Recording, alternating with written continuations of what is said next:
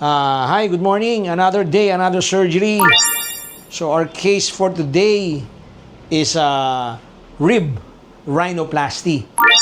So actually, this is a revision case because the patient had silicone rhinoplasty done by other surgeon na nag-infect. So tinanggal po yung silicone. It was replaced with Gore-Tex. So nag-infect din uli. So this is yung last resort, which is the rib. So we're going to harvest the rib. Actually, the rib cartilage on the sixth rib, dito po. We'll get it. We're going to harvest it.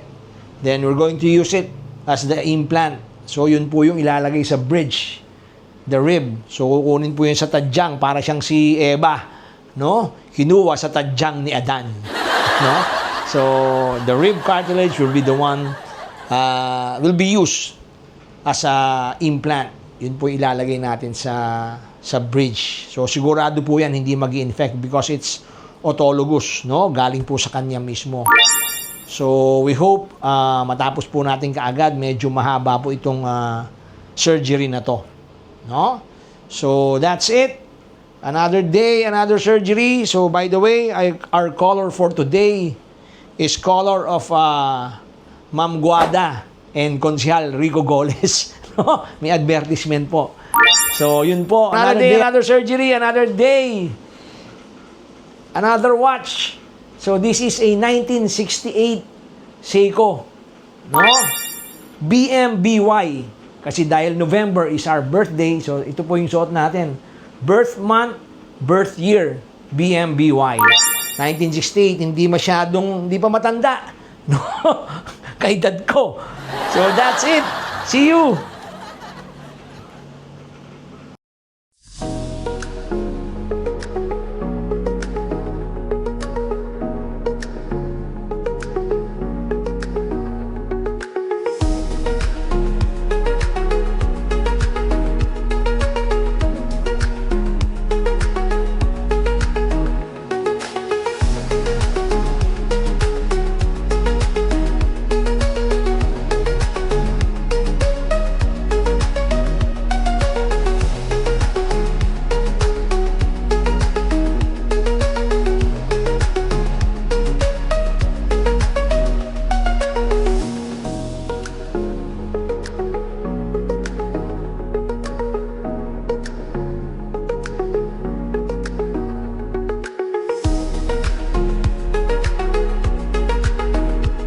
Hi, I'm done with rib rhinoplasty.